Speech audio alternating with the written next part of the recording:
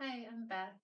I'm happy to be back with you and filming a new practice from my basement yoga studio. It's now summer, and the idea of dog days of summer inspired me to do a practice themed around downward facing dog, a very common pose in yoga, one that we don't often see broken down into parts to make as comfortable a dog pose as possible. So that's my goal here today, is to break down the component parts of downward facing dog, not to perfect your pose, but to make your pose more accessible to you, a pose that is more easeful. The goal in a functional yoga practice is how the poses feel in your body, not how they look. So we're looking for a sense of comfort and ease in your downward facing dog. To do that, we're going to be doing some stretches using a chair, and I also recommend that you have a mat. We are going to roll up the yoga mat to assist with some of our stretches, and we'll be stretching the shoulders, the wrists, the hamstrings, the ankles, all of the parts of the body that are featured highly in our downward facing dog. So we will get started with the shoulders. I'm seated on my knees because this is comfortable for me. You can sit in your chair. You can even stand for these initial stretches. Take one hand out. It doesn't matter what hand. You want the palm facing in toward the center, thumb up.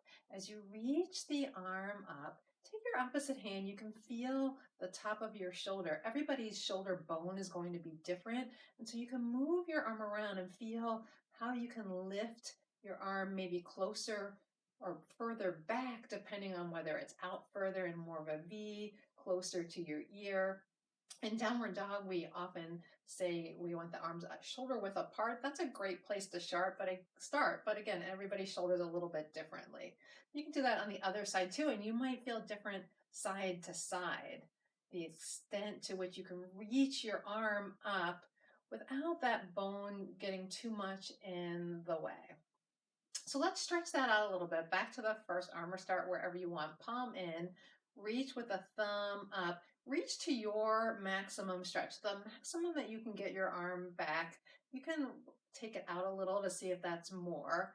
And then once you're at that maximum, turn so that you externally rotate your arm so your palm faces out, and then reach back behind you with the thumb pointed up. Thumb comes up ahead of you, turn, reach behind you, and continue like that. So we're rotating around the shoulder joint, getting some mobility in there. As you go back, try not to let your whole torso move. There's nothing wrong with that movement. It just means we're not isolating as much of the movement to our shoulder joint, which is the part that we're really trying to open right now. And then take your arm the other direction. So reverse as far as you can go with the thumb pointed down. And then again, rotate so that the thumb points up and continue to sweep around a few times in that direction. Going slowly enough that you can feel the motion in your shoulder joint. And then switch to the other side. So arm straight out in front of you, palm toward the center. We want the arm straight. If there's a little bend in your elbow, that's fine too. Reach up, turn so the palm faces away. You can play around with this side to feel where you have the most extension or lift of the arm away, so the most length in your arm, and then reach back away a few times in this direction, turning your palm out, pointing the thumb down, remembering that we're trying not to let our back, our torso, our ribs participate in that movement. We've got plenty of other strong muscles that want to take over the movement. Let's get our shoulders a little more open. And then reverse. So thumb points down, fingertips point away, and you open up your arm so the palm points away and come in the other direction a few times. It's fine if you hear a lot of little, pops and crackles as you do this, as long as there's no pain. I definitely hear a lot of noise, but without pain. Just a nice feeling of stretch. Okay, so once you do that, then we're going to see what our arms feel like in our downward facing dog position, just for the arms. So we'll reach both arms up, palms forward. We're going to be playing around with this position a lot in this little workshop-y class today. So see how this feels for you. You may have heard in yoga class or in another yoga video before that when we're in our downward facing dog pose, we're trying to get our biceps near our ears. So the head kind of come between the arm as we lower the torso toward the ground, keeping the arms up. So that's the motion we're going for. I'll turn a little bit more sideways. So if you're down here in your dog, you're not going to get as much extension in your back. You're not going to get that slope shape to your back versus there. And you can, again, move the arms out a little further and see if you have more, just more motion, more comfort in that position. That's sort of like a pre-test. We'll definitely play around with that a little bit more. Let's stretch out the wrist in a few positions. And again, you don't have to be kneeling. You can be seated. You can be in your chair. You can be standing to do this. Take a hand in front of you in kind of a stop position. So you're pointing your fingers up, you're bending right here at the wrist. Again, keeping the arm comfortably straight. That's fine if there's a little bend. And you can use your hand to help get a little bit more movement to this stretch. Maybe pulling your fingers back, as long as there's no pain. We don't want anything sharp. We might feel a little bit of some stretch, some tension in there. Same stretch, but with the fingertips pointed down, so flexing the wrist in this direction. And you can do a little self-massage in there. It might feel good. Doesn't have to be static. You can move that around, whatever feels nice and stretchy on your wrists. Switching to the other hand, stop. Find the little crease of your wrist. So this is the position of the hand in downward facing dog, and you can feel if that's tighter or looser for you. Maybe give yourself a little bit of pressure, a little bit of a gentle massage to wherever is feeling sticky or more stuck for you. Fingers point down. I don't know if you heard that there was a little crack in my wrist as I did that. And again, a gentle pull. When we stretch like this, we will feel some sensation, but if there's ever anything that's more sharp or stingy, that's not a good sensation to feel. That is pain, and that's our body telling us to back off. One last wrist stretch from this position with both hands. Turn so that the backs of your palms are toward together. Your fingertips can interlace a little bit. They're long and straight. Try to get the backs of your wrists more together. That will bring your thumbs closer to each other, elbows more out to the side. So pressing as much as possible. The backs of your wrists, especially the bottom part of your wrist as your elbows go down, and then see if you can draw your hands further down. And if it's too intense, simply back off of the stretch a little bit. Remember, we're going for that little bit of a sensation, but not sharp or stinging or any way really uncomfortable. Release. Shake your hands out a little bit. Hopefully, maybe you're feeling already a little bit of more blood flow, a little tingling, a little more looseness in your wrists. We'll do one more stretch.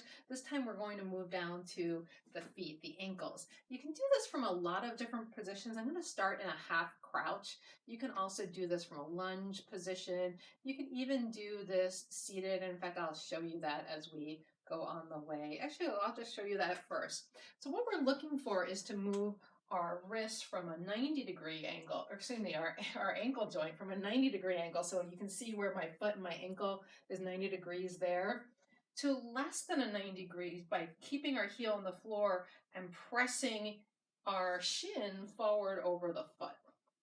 So we're getting more of a flexion there at the ankle joint. So I can do this seated. If I'm crouched, it just helps me get a little bit more of a gravity into that as I push forward over that foot. You can do it in whatever position feels right for you. This might be really easy for you if you find it very easy to get into a yoga squat. I don't. So this is where I have a lot of tightness that prevents that for me. And then switch to the other side. You can hold on to your chair as well. So when we're practicing downward dog and our heel raises off of the ground, it's often because of this tightness here in our ankle. It might also be the shape of your ankle bone. Maybe you'll never get down to the ground. I've been practicing yoga for many years and my heels don't get all the way down to the ground. It can also be from some of that tightness in there that we're trying to loosen up a little bit more today. All right. So for the next step, we'll actually work on this area a little bit more, as well as the backs of our legs, our hamstrings. We're going to do that standing. And in order to do that, we're going to roll up the yoga mat. So you can start with the end that's further away from the chair. Make sure that at least the front legs of the chair are on your mat so that your chair is not going to slide around on you. And as you roll up your yoga mat, it doesn't have to be a particularly shaped roll. It doesn't have to be a neat roll. What we're really doing is just getting a little height that we're going to use under our feet. You can also use a rolled blanket or towel if you don't have a mat or want to just use something else. So I'm going to come pretty close to my chair. And then just step up so that my toes, maybe the ball of my feet, are on the mat. My feet are about hip width apart. You might be closer or wider, that's fine. But my heels are definitely behind the roll part of the mat. I've got a double mat, so I'm lucky here, but you might be on the floor or wherever. So you have that little bit of an elevation, that same lesser angle. So this would be a 90-degree angle between my leg bone and my foot. And now I'm lessening that angle by lifting my toes. Press the toes firmly into the roll part of the mat. Press the heels firmly back into the mat. And then start to hinge a little bit from your hip crease. So your hip crease is that part under your little front bone there, right where the top of your leg meets your pelvic girdle. And you can go down 45 degrees. You can go further. You can place your hands on the seat of your chair. It's fine to have a bend in the knees because we're really going for that stretch in the feet. The bend in the knees will just change the degree of stretch in our hamstring. As much as possible, see if you can keep your back long, so not rounded this way or sloped this way. Send your hips toward the back. Push your weight back so that it stays over your heels rather than coming up into your toes. That's going to be really important for our dog pose. Your hands can also come up onto the back of the chair, and you can practice a little bit more extension, maybe looking for that direction of your head with your ears between your biceps that we practice seating. And then come on up. I'm going to unroll the mat a little bit just so it's a little further from my chair. And I'll step so that my heels are on the roll part of the mat. My toes come in front of that part of the mat. So this action is going to be more like what my downward facing dog is, because as I said, for most of us in our downward dog, our heels wind up being a little bit elevated, but we're sending them toward the back. So same thing in hinging from the hip, sending our hips back as we hinge in the front. And now I'm feeling this less in my ankle because now my ankles are not really a less than 90-degree angle, but I'm really feeling this more in my hamstring. So helping my hamstrings start to open up. Same thing as before. You can either do this with your hands on the seat of the chair, or you might like to play around with your hands on the back. I think I need to move my chair a little further away to do that. Sending your hips back, allowing your arms to be long. Keeping your armpits up, so not sagging at the armpits as you allow your torso or your head to come between the arms. Breathe. And then exhale, you can use your hands to help yourself back up. Unroll your mat and come back down to the floor. So we still are going to use the chair for a little bit more shoulder stretching, and then that same movement with our arm overhead, this time in a pose called puppy pose, kind of a precursor or an alternate variation on downward facing dog. But we'll start with the shoulder stretch. So turn toward your chair. We'll have the elbows on the chair, and the elbows are about shoulder width apart. Hands can be palms together, or hands clasped, whatever more comfortable for you, which is a lot of your practice, whatever is more comfortable for you. So I place my elbows about shoulder width on the chair. I start to walk my knees back to walk my hips back. And then I'm either going to take my forehead down to the edge of the chair or in front of the chair. I know I have the room to go in front, but I'll start with my forehead. So sending my hips back, they stay in the air, but they continue to go back. I'm going to first place my forehead on the edge of the chair. And already I can feel a stretch very much between my shoulder blades, but also along underneath my arms, under my armpits. I feel that stretch. And then if I have the room, I'm going to send my hips back further. Maybe my head comes in front of the chair. My torso sinks even a little lower. My shoulder blades draw together more on my back, really intensifying that stretch there.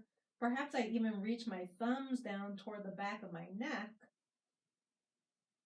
And of course, I'm breathing this whole time. And then as I exhale, I'll press my elbows into the chair to lift myself back up. So that's a pretty intense stretch for the shoulders. It can really help to start opening up our shoulders for dog pose. Puppy pose is similar to the shape of dog pose in the upper body. So basically from the hips or waist up, your body is going to be in that dog pose shape. And then the hips move back, but they stay in the air just like we did. In fact, what we did is really just a puppy pose variation focused on the elbows. Now we're going to do it, or focus on the shoulders with the elbows bent. Now we're going to do it with the arms straight. So starting in the same way, but this time our hands will be on the chair. I actually like to grip my hands with the chair a little bit, or grip the chair with my hands a little. Walk the knees back to send the hips back. And you can push your chair away from you if that makes it easier to start to lower a long torso so that your head comes between your arms. And just like we did in the standing version of this with our heels on the mat, I'm not curling my back this way, or I'm not hammocking it this way.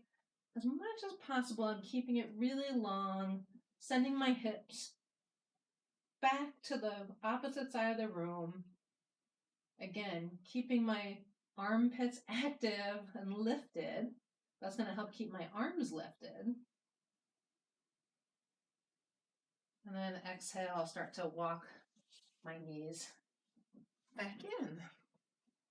All right, so a lot of that, and we did a little bit on the upper body and the lower body, but a lot of this prep work has focused on the upper body. And we'll do both next. Now push my chair off the mat. I don't think we're going to be using it again, maybe at the very end. I'll come into an all fours position. So all fours is going to help us feel the motion of sending our shoulders behind the wrists. We're going to need that for our down dog. And then also sending our hips not just up, because in downward facing dog, we're in that upside down triangle, but up and back toward our heels or toward the back of the room. Sometimes you'll also hear where the wall meets the ceiling on the other side of the room. So that's the direction that we're sending our hips, not just straight up, but up and back to that wall meets the ceiling crease. So we'll first start with a little bit more wrist stretching. People's wrists often hurt when they're in all fours or downward facing dog. So two things. One, fingers nice and wide. Spread your fingers out so they really open up. And then two, make sure you're pushing like you're trying to make a handprint, so into the whole outline of your hand, but especially between thumb and index finger, because sometimes we tend to roll a little bit more to the outside of our hands.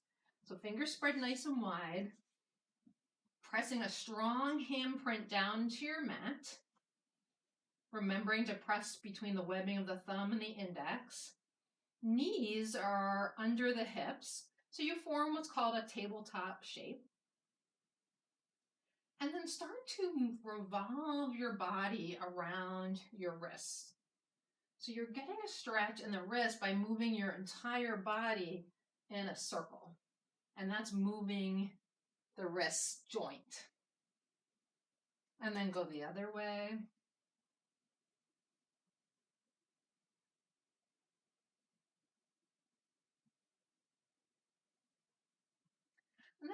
go forward and back. This will start to get the motion of our downward dog. So we start with the shoulders over wrists. Then we come forward and we feel a little bit of a stretch to our wrists that way. And then we start to send our hips straight back, knees stay on the floor, moving toward our downward facing dog arms. We're not going to go all the way down, but that's the idea of moving from the shoulders right over the wrists to moving the shoulders way behind. In our dog, we need to have the shoulders way behind. And then we'll take that movement again, but this time notice if as you move out, your elbows come out to the side. So when we do that, it's going to make it a lot harder to keep the weight on our hands or send or push back with our hands, because now we're kind of collapsing in this area. So place your hands down. I'm going to do this kneeling for a second. Place your hand, let's just do one hand. Place your hand out in that stop again.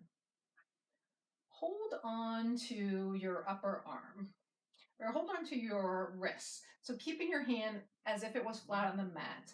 See if you can rotate the pit of your elbow so that it faces more toward the ceiling. So I can easily do that, right? If I move my hand, then I'm moving my hand out. And you might find it's more comfortable to do your downward dog with your hand rotated a little bit out. But I also want to be able to do that just with lifting and rotating my upper arm out. So see if you can practice that little motion. I just turn my pit of the elbow more toward you, and now I'm trying to turn it more up. Let's try that with our hands down. See how when you bend your arms out to the side, now the pits of your elbows face each other?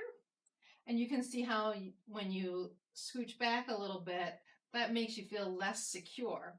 So tuck your elbows back toward you as if you were doing a little tricep push-up, and then the elbows inside point more forward. I hope that makes sense.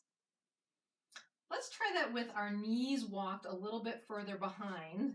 So we're in a little bit of a knees down plank pose. So our upper body is in a slope shape. And then bend your knees, your elbows a little out to the side. This feels much less secure. So I'm going to tuck my upper arms toward me, my elbows pointed toward the back, inside the elbows pointed to the front, and then straighten my arms. I feel much more stacked and secure like that. Then feel really stronger in my pose. So we'll try puppy pose on the floor. We did it standing. We did a version of puppy pose where we were leaning onto the chair. We did it kneeling with our arms extended. Now we'll try it completely on the floor. Our hips stay in the air, our knees stay down, but our upper body is going to completely form our downward facing dog shape. And this is a variation that you can take anytime on downward dog. If you prefer puppy pose, this is fine to do whenever you'd like. So let's try it. Hands down on the mat. And it helps to walk the knees a little bit back and the hands a little bit forward. And then once the hands are forward, start to send the hips back so that they come again over the knees. Then start to lower so that your torso comes down, your chest toward the mat. You can slide your hands even a little bit more ahead of you, looking for that stretch of our arms so that our head can come down between the arms, and maybe in this position your forehead rests all the way on the mat, just like mine rested on the chair. But it doesn't have to. It's fine to keep the forehead in the air. Simply melting your heart as much as you can toward the mat without letting your arms come down, keeping your arms energetic, pressing strongly into your hands. And then thinking about not just pressing your hips up, but pressing them a little bit back away from you, getting even longer in your torso. Walk your knees forward, your hands forward, coming back up. So we're just about ready for our downward dog. In fact, we're going to come into downward dog, but we're going to come into it from a crouching cat. So no rush to get right into dog pose. The crouching cat, or really kind of a crouching table pose, is going to help us with that sense of shifting our hips back before we even start lifting our hips up, helping us to get our shoulders further back from our wrists. So that's the direction that we're going to, shifting our shoulders back. We've already played with that movement, moving our hips back. And then the final step is going to be actually pressing into our feet to straighten the knees and lift the hips into downward dog. All right, so coming back down to our table pose. Again, maybe walking the hands a little bit forward of the shoulders, knees a little bit back. So from here, you already have the advantage of your shoulders are not as much over the wrists. So keeping with that, push your shoulders back a little bit more and then tuck your toes. And we're going to hover the knees a little bit off the ground. Now this is a really strong pose. It's going to take some core work too. With the knees hovered, slide your hips back so that your shoulders move even further behind your wrists. We're not lifting yet. We're just sliding straight back, maybe moving our torso toward that dog shape. Exhale, come down to rest because that was a pretty strong pose. It took a lot of work. Just like that, we're going to do that one more time, and then this time we're actually going to lift up into our downward facing dog. But instead of just lifting up, we're going to slide the hips back first, coming from our crouching table, and then we're going to lift up the last part of the pose. All right, so hands in front of your shoulders, knees maybe walk back a little bit, slide the hips back so you're already starting to have an angle in your arms. Check out the elbow pits, make sure they're pointing a little more forward so elbows aren't out to the side. Externally rotate your upper arms. Push into the floor strongly with your hands. Tuck your toes. Start to crouch. Slide your hips back, and then slowly, as you continue going back, start to straighten your knees. They don't even have to straighten all the way. You can stay down in a crouching dog pose and breathe here. Or you can continue to straighten the legs more as you send the hips up and back. And you can test this movement of your arms by coming forward for a second into plank. And then pushing back. Again, remember to go back. You can start in your crouch and then up into your most easeful, comfortable downward facing dog for today. Do whatever you need to do that helps you eke a little bit more length into your back here, that helps send a little more weight back, heels toward behind. One more breath. And then exhale. Bring your knees back down to the mat. Come to a resting position, whatever that is for you. Maybe seated, maybe lying on the mat in Shavasana. You can also make use of your chair to rest your shins on the chair in a version of legs up the wall, but this is kind of half legs up the wall, legs up the chair. So you simply scoot your bottom to your chair, swing your shins over, and come to rest here.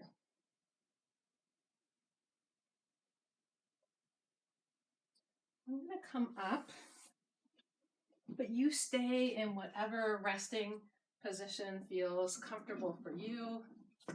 Taking a few moments to reap the rewards of the work that you did in this practice.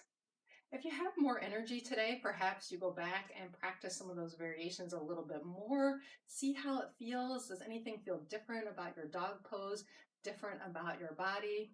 Again, as I said in the beginning, the goal here is a functional yoga practice to make yoga feel more comfortable in your body.